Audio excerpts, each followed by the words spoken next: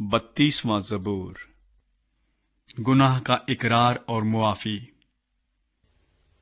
مبارک ہے وہ آدمی جس کی خطا بخشی گئی اور جس کا گناہ ڈھانکا گیا۔ مبارک ہے وہ آدمی جس کی بدکاری کو خداوند حساب میں نہیں لاتا اور جس کے دل میں مکر نہیں۔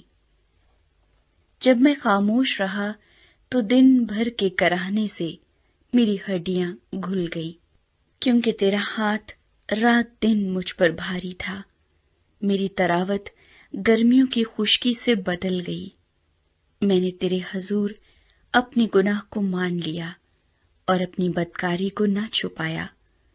میں نے کہا، میں خداوند کے حضور اپنی خطاؤں کا اقرار کروں گا، اور تو نے میرے گناہ کی بدی کو معاف کیا۔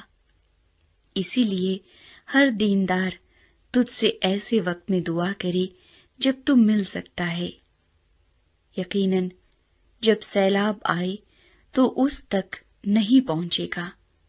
تو میرے چھپنے کی جگہ ہے، تو مجھے دکھ سے بچائے رکھے گا۔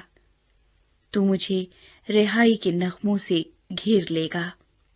میں تجھے تعلیم دوں گا اور جس راہ پر تجھے چلنا ہوگا تجھے بتاؤں گا۔ میں تجھے صلاح دوں گا، میری نظر تجھ پر ہوگی۔ تم گھوڑے یا خچر کی مانند نہ بنو جن میں سمجھ نہیں، جن کو قابو میں رکھنے کا ساز دہانا اور لگام ہے، ورنہ وہ تیرے پاس آنے کے بھی نہیں۔ شریر پر بہت سی مصیبتیں آئیں گی، پر جس کا توکل خداوند پر ہے رحمت اسے گھیرے رہے گی۔ اے صادقو، خداوند میں خوش و خرم رہو، اور اے راست دلو خوشی سے للکارو۔